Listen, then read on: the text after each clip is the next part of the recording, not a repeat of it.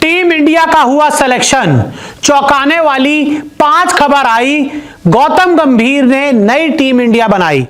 तो team India अब आपको क्रिकेट के मैदान पर श्रीलंका के खिलाफ 3 मैचों की ओडीआई और T20 सीरीज खेलती हुई नजर आएगी। और मैं आपको बता दूं कि श्रीलंका के खिलाफ इन 6 मैचों के लिए टीम इंडिया का जो सिलेक्शन वो हो चुका है, जिसमें जो 5 बड़ी खबर है वो सामने आई हैं। क्या खबर है आपको बताते हैं।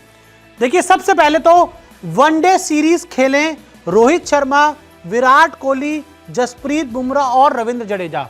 कुछ दिन पहले खबर आई थी कि सीनियर खिलाड़ी वनडे सीरीज खेलते हुए नजर नहीं आएंगे, लेकिन अब टीम इंडिया के नए कोच गौतम गंभीर ने सीनियर खिलाड़ियों को दिया है आदेश कि आप हर हाल में वनडे सीरीज में खेलते हुए हमें नजर आए, जिसमें रोहित शर्मा है, विराट कोहली है, जसप्रीत बुमराह, रविंद्र जडेजा है।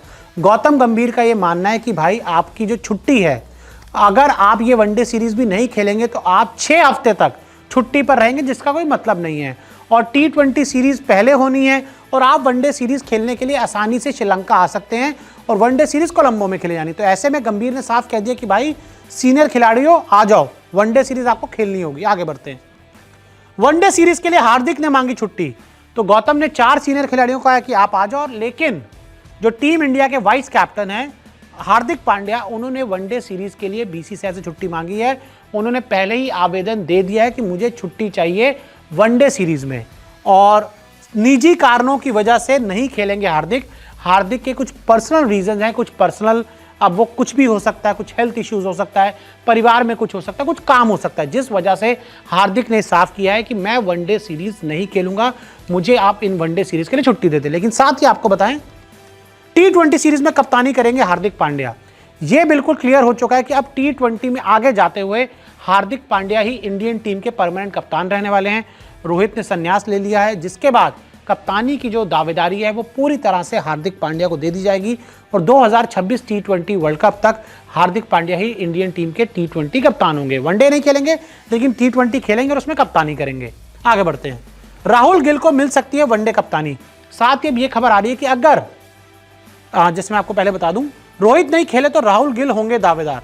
खबर यह आई है कि अगर रोहित शर्मा, वैसे तो गौतम गंभीर ने कहा है कि भाई आप आ जाओ, छुट्टी मत लो, लेकिन गौतम गंभीर सजेस्ट कर सकते हैं, उनको डंडा बोल मारकर ये नहीं कह सकते आपको खेलना पड़ेगा।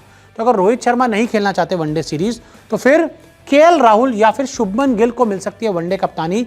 और शुभमन गिल की वनडे अभी T20 कप्तानी में इंडियन टीम का जो परफॉर्मेंस था वो जिम्बाब्वे में बड़ा शानदार रहा था। शुभमन गिल ने बल्ले से कमाल किया, उनकी कप्तानी ने भी सभी को इंप्रेस किया और बीसीसीआई पिछले कुछ समय से लगातार शुभमन गिल में एक फ्यूचर का कैप्टन देख रही है।